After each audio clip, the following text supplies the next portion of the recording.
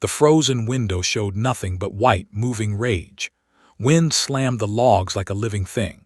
Yet a thin ribbon of warm air kept rising from the middle of Elias Mercer's cabin floor as if the earth itself was breathing. Elias had his hand on the hatch ring when the pounding started at his door. 3 hard blows, then a pause, then more, weaker this time. No voice carried through the storm, only fists on wood and the sound of someone failing to stay upright. Elias looked down at the open hatch, at the dim amber glow below, and felt the same question stab him again. If he opened that door, could he still keep the warmth alive for anyone at all? He crossed the room with his shoulders hunched, not from fear, but from cold that cut through every seam. Ice had crept across the inside logs. His hearth fire was burning, but it fought a losing battle. The wind found every crack and stole heat one handful at a time. Elias pulled the wooden bar free and leaned his weight into the door. It opened a finger's width. Snow blew in so hard it stung his face. He shoved wider and saw 2 shapes on the threshold, bent low under blankets. One of them fell inward at once. The other clung to the frame, shaking so hard Elias could hear teeth clicking even over the wind. Elias grabbed them both and hauled them inside, then slammed the door until the latch caught. The man who had fallen tried to speak but could not. His lips were pale. His eyelashes were crusted white. The woman beside him had a wet shine on her cheeks that could have been tears or melted frost. Elias did not ask names. He pointed toward the open hatch in the floor. Warm air lifted from it like steam from a kettle. He guided them across the room, one hand under the man's arm, the other steadying the woman's back. The woman stared at the hole as if it was a trick. Elias lowered the lantern and the glow revealed a tight stairway with a handrail. Brick walls waited underneath. A small iron stove sat in one corner, its sides already warm. Elias went first, fast but careful. He reached the bottom and turned, arms ready. The woman came down with stiff legs, gripping the rail. The man followed, half carried, half stumbling. Elias caught him at the last step and eased him onto a bench along the wall. Down here, the wind was a rumor. The room held steady warmth, not blazing heat, just safe middle ground. The brick did not feel icy. The air did not stab. Elias fed a single stick of wood into the stove and shut the draft to a narrow slit. The fire took slow, not hungry. He poured water into a tin cup and held it to the woman's mouth. She sipped and coughed. Elias began rubbing the man's hands with a dry cloth until feeling returned and his fingers stopped clawing. Only then did Elias ask how far they had come. The woman swallowed and said they lived near the cottonwoods by the creek, almost 2 miles. Their fire had died in the night. Their woodpile was buried. The man had tried to dig for it and the wind had knocked him down like a child. Elias nodded once. He had heard this story before, only in different voices. Last winter, another storm had hit hard enough to make trees crack. Elias had lived in a cabin built the way everyone built. Tight logs, mud and moss in the gaps, a stone hearth, a single window covered with oiled paper. His wife, Ruth, had been alive then. Elias kept the fire going day and night. He watched his wood stack shrink like it was melting. Heat raced up the chimney and vanished into the black sky. The wind pushed cold through the walls no matter how often he patched the chinking. By the 3rd day, his last log was gone. Ruth had carried a cough that winter, the kind that never fully let go. When the fire died, the cabin cooled fast. Cold rose from the dirt floor and climbed their legs like water. Near dawn, she went quiet in her blankets, and the quiet stayed. He buried her when the ground softened enough to take a spade. Then he sat alone and stared at the dirt under his floorboards until the answer became plain. The safest place in a killing storm was not above the ground at all. Elias remembered his root pit. Even in deep cold, it stayed above freezing. He remembered a trapper who said the ground was the only blanket that could not be stolen by wind. So Elias pulled up his floorboards and began to dig. He dug inside his cabin so the weather could not bury his work. He filled buckets, hauled them out, and dumped the soil in a ridge behind the house. At 4 feet down, the walls started to crumble. At 6, his shoulders screamed every time he climbed the ladder. He braced the sides with rough timbers because he understood one bad cave-in would finish him. People rode by and mocked him. Some warned him about collapse. One man, Silas Kane, said grief had turned Elias into a mole. Elias did not argue, he kept digging. When the pit reached 10 feet, rainwater seeped in from one corner. Elias cut a shallow trench to a sump hole and packed it with gravel. It was not pretty, but it kept the floor from turning to mud. For the walls, he chose brick and mortar, costly and heavy. He had to buy the load through the trader in Red Bluff, south along the Platte. The bricks came late, and he ruined his first attempt by mixing the mortar too wet. He tore the crooked wall down and started again until his hands learned patience. By early fall, the chamber had brick walls and heavy beams across the top. Elias dragged logs into place and laid floorboards back over them. He built an insulated hatch that sat flush, sealed with cork strips and cloth. From above, it looked like any other floor. He worried most about air. A warm room with no fresh air could become a grave. He built 2 pipes, one to bring air in low, one to let warm air out high, and he hid the outlet inside a thicker chimney stack so it looked ordinary from the yard. He tested it with a candle and watched the smoke pull steady. Now, as the blizzard raged over the cabin, he watched the 2 strangers warm back into their bodies. The woman's shaking eased. Color crept into the man's lips. Their eyes kept sliding to the brick walls as if they could not believe safety could be built. Elias climbed halfway up the stairs and listened. The cabin above groaned. Snow hissed against the logs. The wind rose and fell like an animal pacing. Then he heard it again, a thud at the door followed by a scraping sound. Another knock, faint, like someone using the last of their strength. Elias looked down at the chamber. 2 people already, and the air still felt clean. The stove still had room to work, but the storm did not sound like it was leaving. It sounded like it was settling in. He took the lantern and went back up. How many more would come before the night was over, and how many could he bring down before the safe room stopped being safe? Elias opened the door only a hand's width. The wind shoved snow through the gap like it was trying to fill the cabin from the inside. He braced his boot against the sill and leaned out.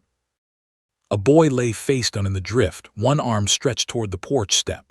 Behind him, a man on his knees tried to crawl forward but kept getting pushed sideways by gusts that came in hard bursts. The man's hat was gone. His hair was stiff with ice. Elias grabbed the boy first. The child was light, too light for his age. Elias hauled him in by the collar and dragged him across the floor away from the door. The boy's coat felt like a board. His face was white in the lantern light. The man stumbled in next, half falling. Elias slammed the door shut and dropped the bar without looking. The cabin air was so cold it hurt to breathe. Frost glazed the inside wall near the window like a thin sheet of glass. The man tried to speak. His jaw worked, but only air came out. Elias did not waste time upstairs. He grabbed the boy under the arms and pulled him toward the open hatch. The man followed, bumping into the table as he tried to keep his feet. Elias guided them down the stairway, keeping the lantern low so the steps stayed visible. The warm air below hit their faces and the boy made a small sound, like a sigh that did not know it was safe yet. Elias settled the boy on the bench near the stove. The boy's eyelids fluttered. His lips were cracked. Elias took off the boy's stiff mittens and began rubbing his hands between his own palms. He kept the motion steady, not fast. He knew a body coming back from deep cold could not be rushed. The man finally got his voice back in pieces. "My son," he said, and the words came out like gravel. Elias nodded once. "You got him here." The man's eyes went wet. He blinked hard as if he was angry at his own tears. "My wife is still there." Elias felt a tight pull in his chest. He did not say he was sorry. Sorry did not move bodies through snow. "Where?" Elias asked. "By the creek," the man said, "just past the cottonwoods. The roof started cracking. I tried to brace it. Then the wind took the door off the hinge. She told me to take the boy." Elias looked at the room. The first couple sat wrapped in blankets, still shaking but breathing steady now. The boy on the bench had stopped shivering, and that was not always a good sign. Elias watched his chest rise and fall. It was slow, but it was moving. Elias fed a thin stick of wood into the stove and closed the draft down again. He did not want roaring heat. He wanted steady heat. A steady room could save more lives than a hot one that ate fuel. He poured a little warm water into a cup, then pinched a pinch of salt from a tin and mixed it in. He held it to the boy's mouth and tipped it gently. The boy swallowed once, then again. His throat worked like it had forgotten how. Elias turned to the man. "Sit, breathe, warm up enough to walk straight." The man did not like that. Elias could see it. The man wanted to go back into the wind at once, but his hands would not obey him yet. They shook as he tried to pull his coat off. Elias put a blanket around his shoulders. "If you go back like this, you will fall and the storm will finish you. Give it time." The man stared at him, hate and need mixed together. Then he sat. Up above, another pounding started, not at the door this time. It came from the side wall where the drift had climbed high enough that someone could strike the logs. Elias moved fast up the stairs. The cabin was worse than before.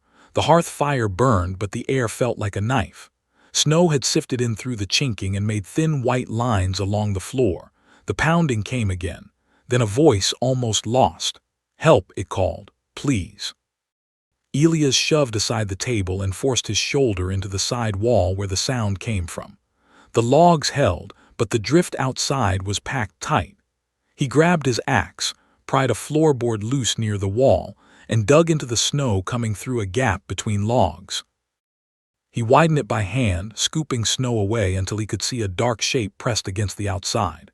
A woman's face appeared at the crack, eyes wide, lashes iced. She was wedged between drift and wall like the snow had swallowed her. Elias hooked his arm through the gap and caught her shoulder. He pulled. The snow fought back, and then she broke free with a sound like she had been holding her breath for a year. Elias yanked her into the cabin and she collapsed on the floor. She tried to speak. Only a cough came out, deep and wet. Elias did not wait for names. He dragged her to the hatch.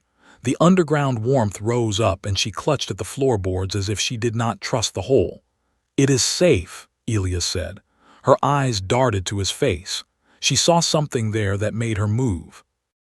She let him guide her down the stairs.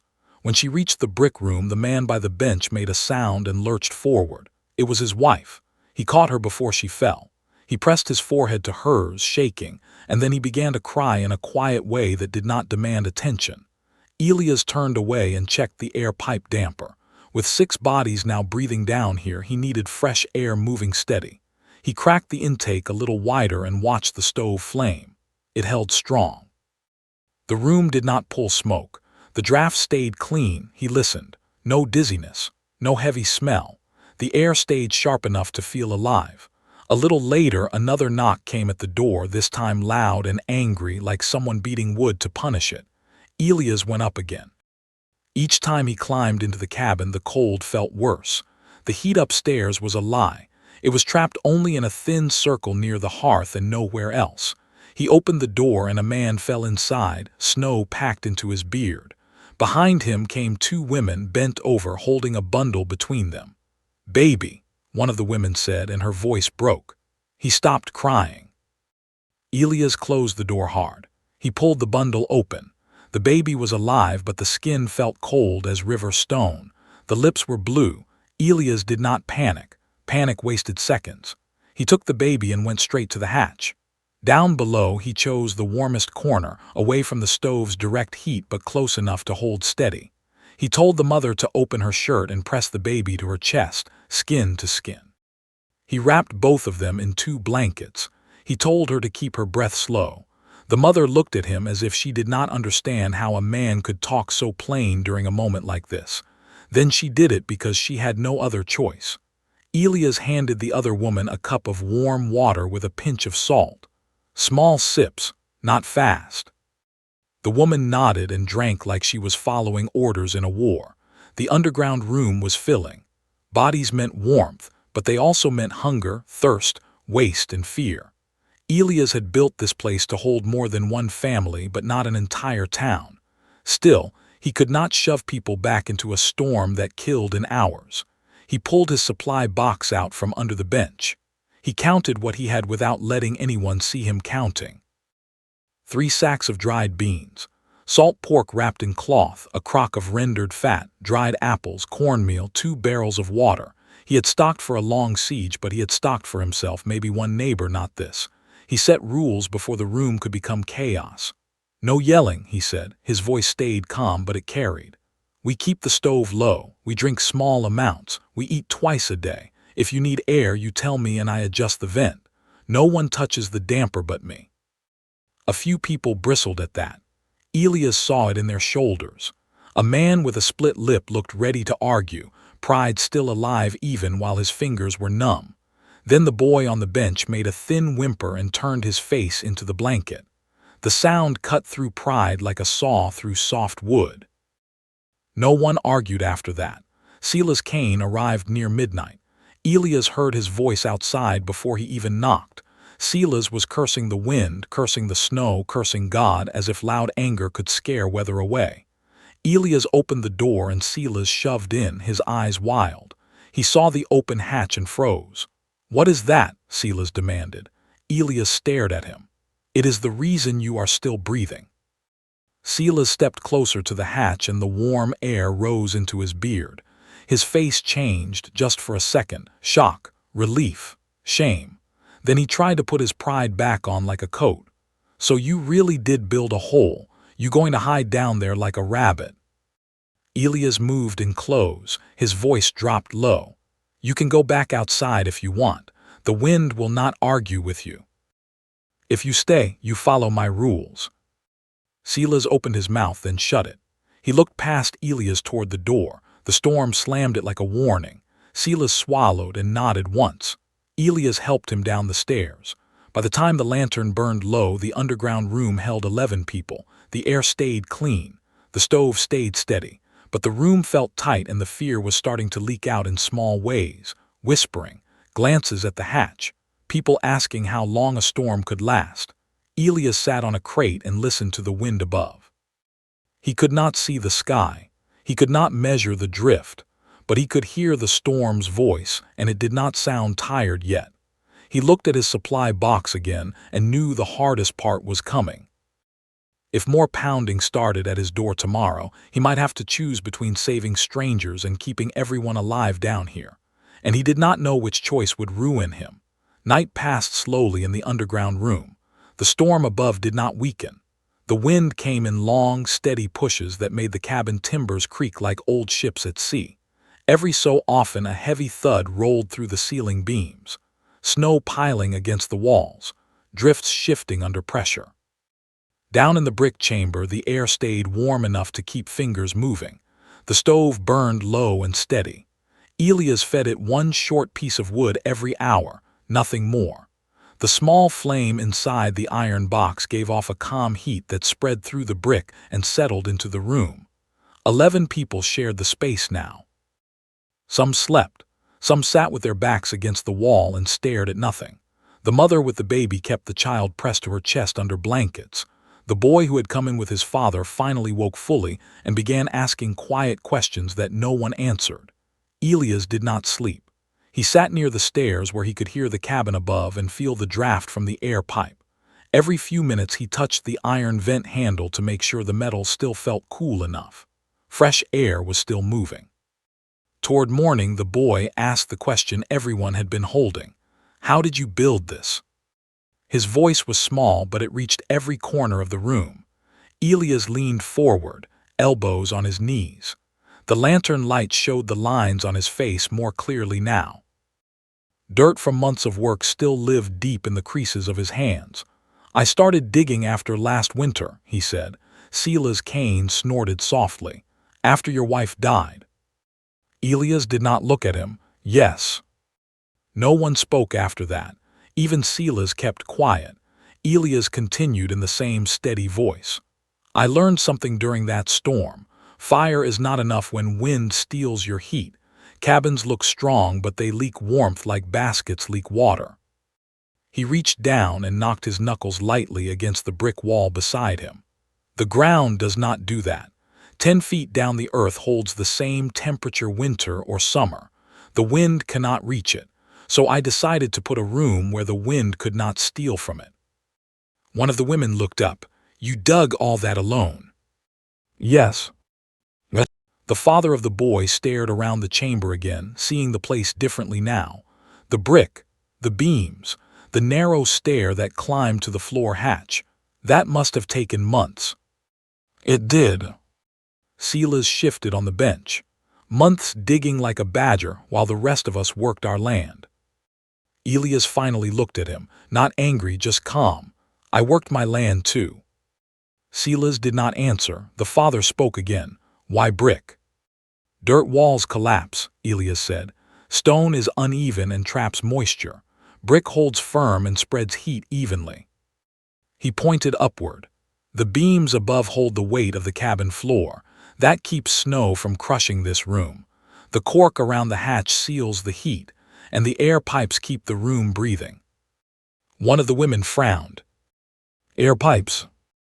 Elias stood and walked to the corner where a narrow iron vent disappeared upward through the wall. This pipe pulls fresh air down slowly. Another pipe lets warm air rise out. It works because warm air always wants to climb. The boy followed his explanation with wide eyes. So the room breathes. Elias nodded, yes. A sudden thud shook the cabin above. Everyone froze. Another followed, louder. The baby began to cry weakly. Elias climbed halfway up the stairs and pushed the hatch open just enough to listen. The sound above was not wind, it was weight.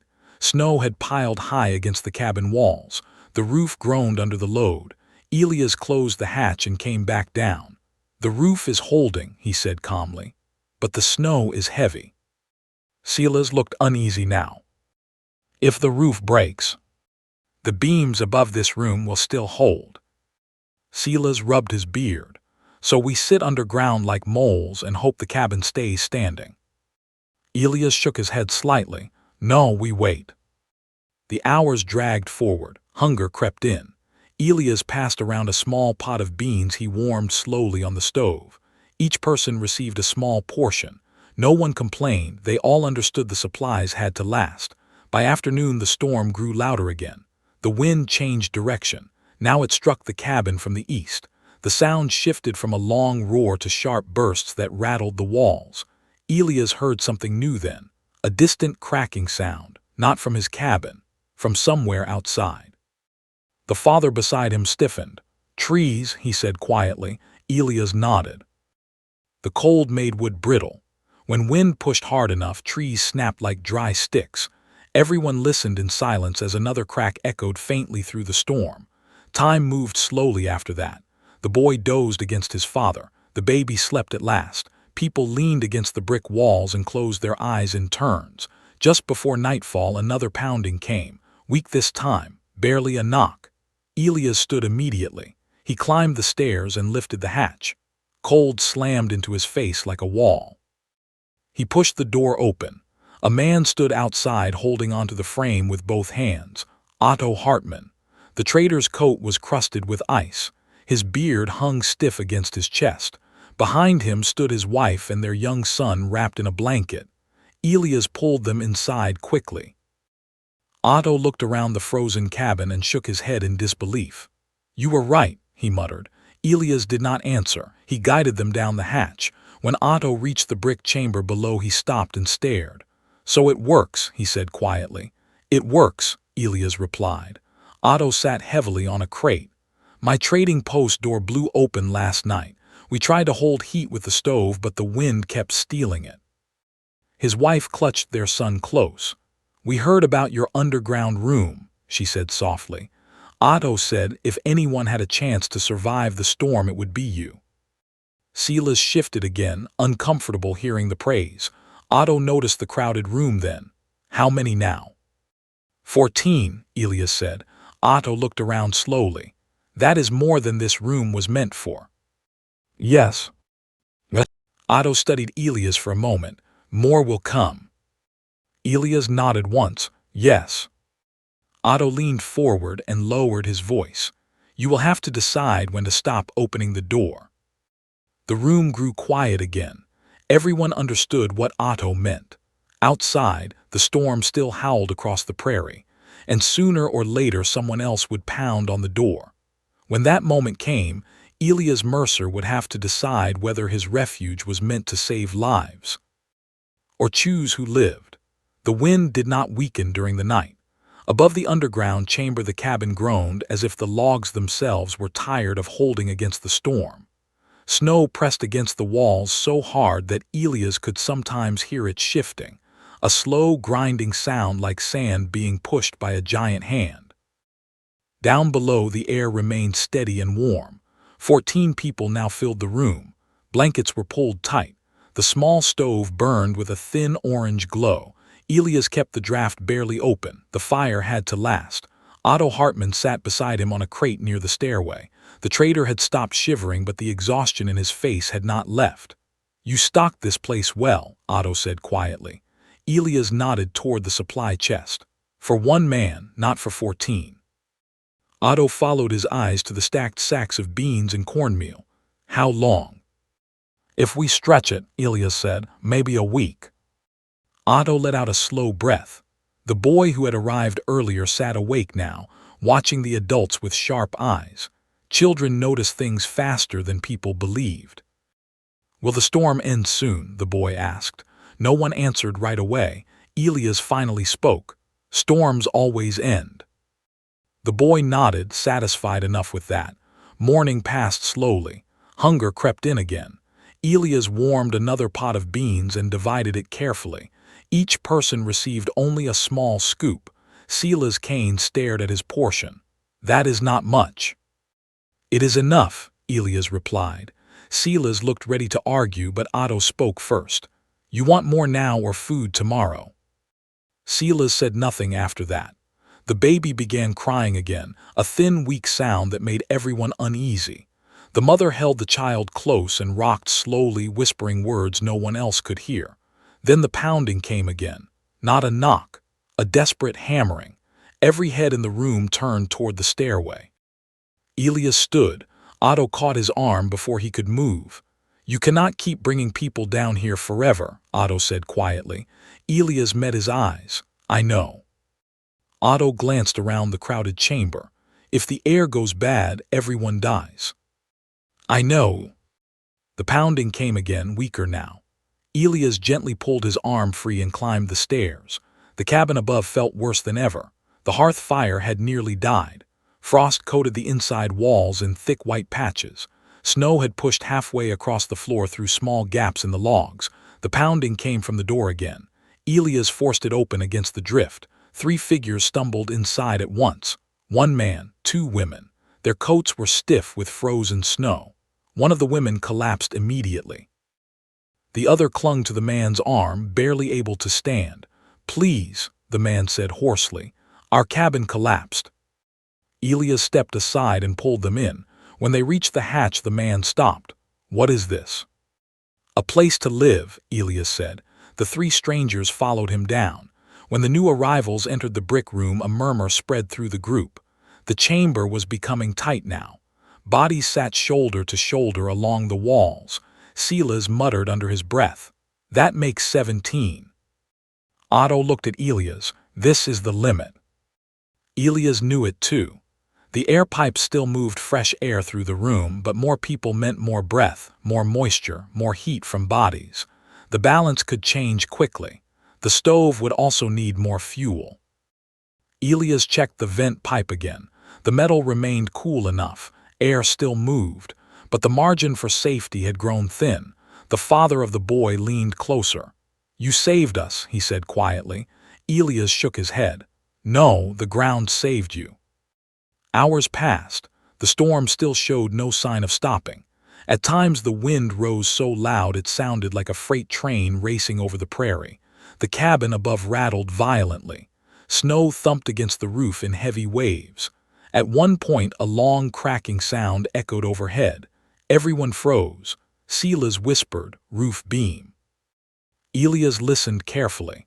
The cabin creaked but did not collapse. The heavy beams above the underground chamber remained solid. Elias had chosen them carefully for that reason. Still, fear crept across the room. People shifted. Some whispered prayers, others stared silently at the stairway as if expecting the ceiling to fall. Elias stood again and adjusted the stove draft. He added only a thin split of wood. The stove responded with a quiet glow. Warmth spread slowly through the brick again. Otto watched him work. "You calculated all this," the trader said. "I tried." Otto shook his head. "You built the only safe place for 20 miles. Elias did not answer. He sat back down and listened to the storm. The hours dragged forward. Late that night the wind finally changed. Not weaker, just different. Instead of screaming across the prairie, it began to move in uneven bursts. Long pauses appeared between the gusts. Elias noticed it first. He climbed the stairs and opened the hatch slightly. The sound outside had shifted. The wind still blew hard, but the constant roar had broken apart. The storm was losing strength. He came back down and looked around the crowded room. "Morning may bring clear skies," he said. A quiet wave of relief moved through the group. People leaned back against the brick walls.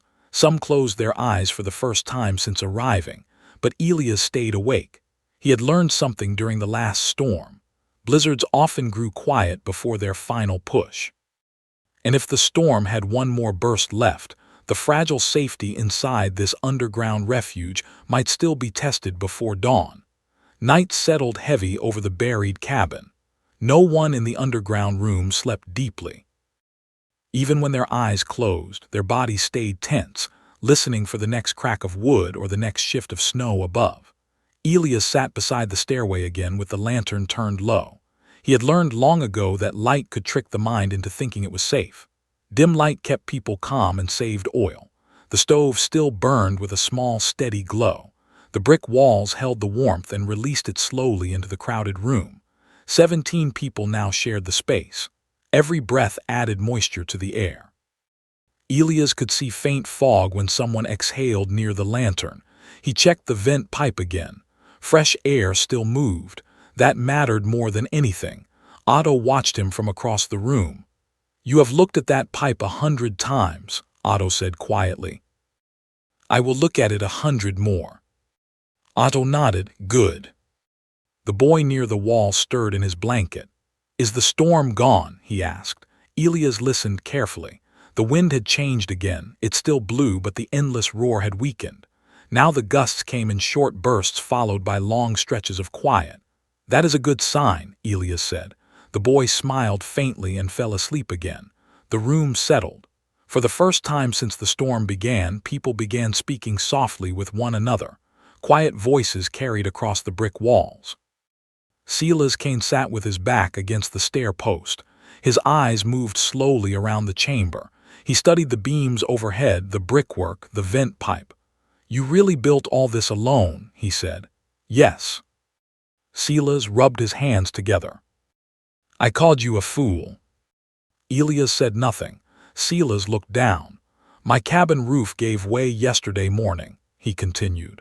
"If I had stayed inside 10 minutes longer, I would be under 6 feet of snow." Elias nodded once. Silas exhaled slowly. "I was wrong." That was all he said. It was enough. The baby stirred again, but this time the cry was stronger. The mother smiled for the first time since she had arrived. The warmth had returned to the child's body. Elias allowed himself a small breath of relief. Hours passed slowly. Near dawn the wind finally weakened.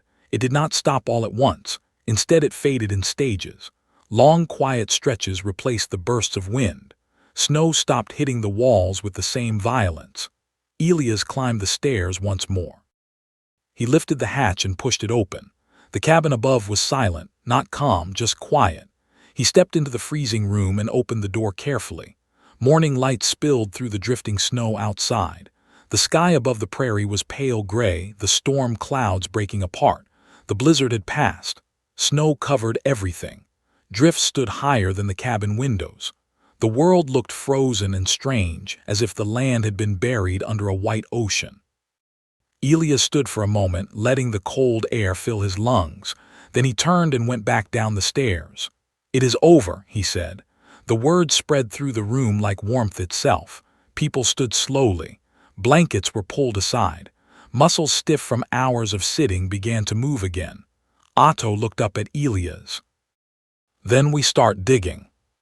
The survivors climbed the stairway one by one. The sight outside stopped them all. Snow drifts rose 6 and sometimes 8 feet high across the prairie. Fences were buried, trees leaned under thick white weight. Several nearby cabins had collapsed completely, their roofs crushed under the snow. Silas stared toward where his house had stood. Nothing remained but a broken beam sticking out of the drift. He said nothing. Others walked slowly through the snow toward their own homes. Some cabins still stood. Others were broken open like crushed boxes. Smoke rose from a few chimneys where fires had survived the storm, but not everywhere. By afternoon, the survivors began finding those who had not made it. 5 people from the scattered settlement had frozen inside their cabins when their fires died or their roofs collapsed. The men dug graves into the frozen earth using axes and iron bars. It took hours to break through the ground hard enough for burial. The work was quiet. No one spoke much. They all understood the truth now. Without the underground refuge beneath Elias Mercer's cabin, 17 more graves would have been dug that day. As evening came, the survivors gathered outside Elias' home. The wind had fallen completely. The prairie stretched silent and endless under the fading winter light. Otto Hartman stepped forward. "You built something none of us understood," he said, "but you saved every life standing here." Others nodded. Silas Kane looked down at the snow. "We laughed when you started digging," he said. "We will not laugh again." Elias looked across the frozen prairie. "I did not build it to prove anyone wrong," he said quietly. "I built it so the storm would not win again." The group stood together in silence. Behind them, hidden beneath the cabin floor, the brick chamber still held its steady warmth, and every person there now understood something they had never seen before. Sometimes survival did not come from fighting the land. Sometimes it came from learning how to hide safely inside it. Morning after the storm came slowly to the prairie. The sun rose pale behind thin winter clouds, casting a dull silver light across miles of buried land. Snow covered everything the storm had touched. Fence posts stood like short black sticks in a white ocean. Roof lines barely showed above the drifts. Smoke from a few surviving chimneys curled weakly into the still air. Elias Mercer stood outside his cabin and watched the settlement wake. People moved carefully through the snow, breaking narrow paths between the scattered homes. Some walked with shovels over their shoulders. Others carried axes or lanterns. They worked without speaking much. Everyone understood the same truth. They were alive because of the room beneath Elias' floor. The underground refuge had not only protected them from the storm, it had protected them from the wind that stripped warmth from every surface cabin across the prairie. Otto Hartman reached Elias first that morning. The trader's boots crunched through the crusted snow as he climbed the short rise toward the cabin. "I checked 3 houses already," Otto said. 2 collapsed roofs, 1 chimney fallen. If families had stayed inside those cabins, they would not have survived. Elias nodded. The wind had carried the same story across the prairie again and again. Cabins failed. Firewood ran out. Cold always won. But the ground beneath their feet had stayed steady. Otto glanced toward the cabin door. "You should show them the room," he said. Elias hesitated. The refuge had never been built to impress anyone.